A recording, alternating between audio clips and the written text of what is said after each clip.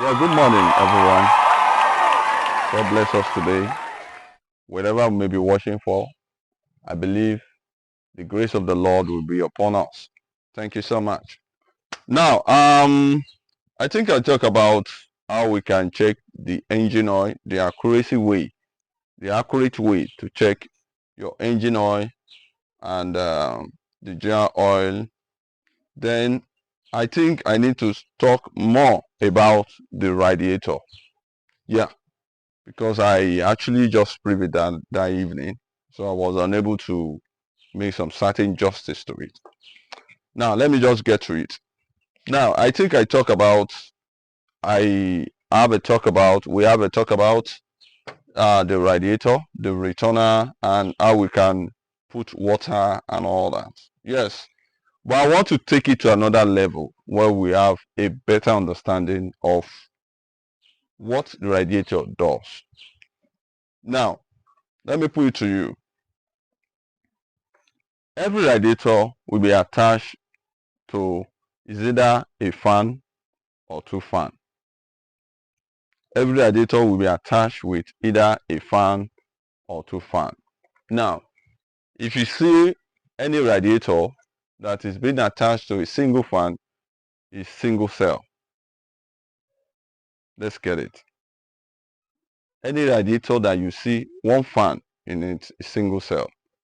Now, any radiator that you see two fan attached to it is dual cell. Now, whether your radiator is good or not, you need to keep it clean. At any point in time that you feel probably you want to put water in it and you discover the water in it is dirty, what you need to do is you can get to a car wash. Let the car wash, probably you talk to the car wash person, let it use their pressure pump. There's a way they use pressure pump to blow it to get rid of the dirt. But in the case that probably if it's worst, there are people that does it. They call them agbede. I didn't know the English name for that, so they just keep that way. Now, like I said, once you take the radiator to them, they know exactly what to do. They know exactly how to blow out the depth in it and help you to put it in good shape. Now, beyond you putting water in radiator, do you know your radiator may be fine and the fan attached to your radiator may be giving you issues? How will you know this? Probably you are driving and you discover in a very short range of distance, discover your radiator, the temperature at the dashboard is keep boosting up.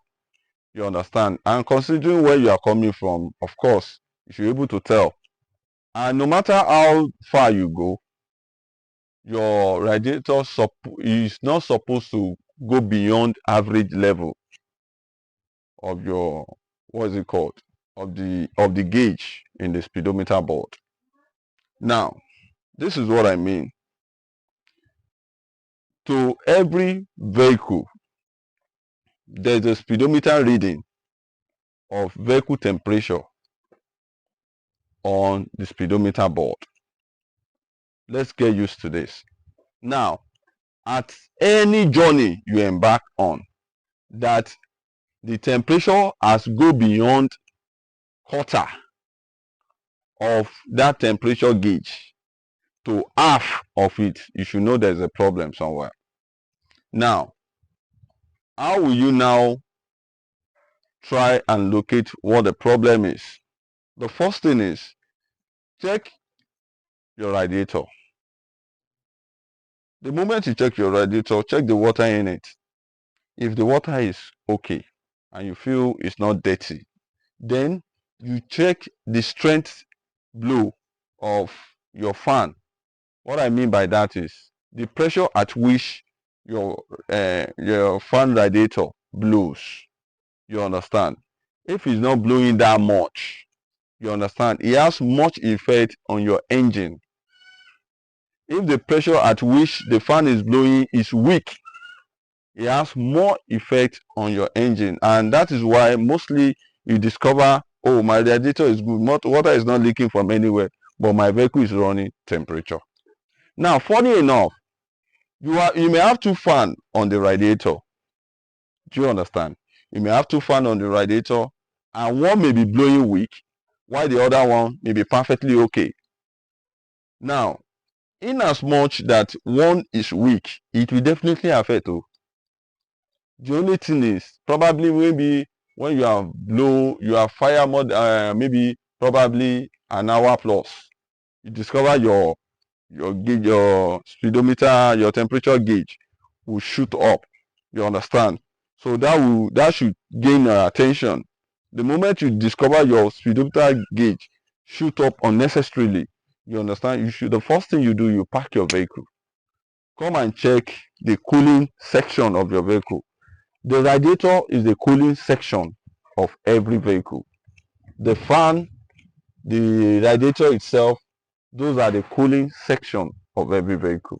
Now, once your radiator is okay, you should know definitely maybe one of your fan or the two fan is bad. You understand? So, and the best thing to do is whenever you discover, oh, this one is not blowing properly, or maybe the two are not blowing properly, you understand? You get it to a rewire that you feel is competent. Please, let's take note of that. Get it to a rewire that you feel is competent. Then let them look into it, and definitely they will try and do the needful. Yeah. Furthermore, if you discover your vehicle is using AC, and most of the time you discover the AC is not blowing cool that is supposed to be cool. You understand? It's not that cool. You understand? So what you are supposed to do is,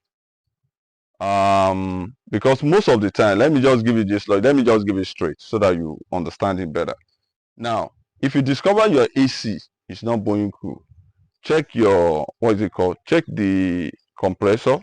Once the engineer they tell you that the compressor is fine, check the volume of what's it called? The gas in the compressor. Once it's fine, my brother, no stress yourself. It's your radiator. Do you understand? It's something I have the experience.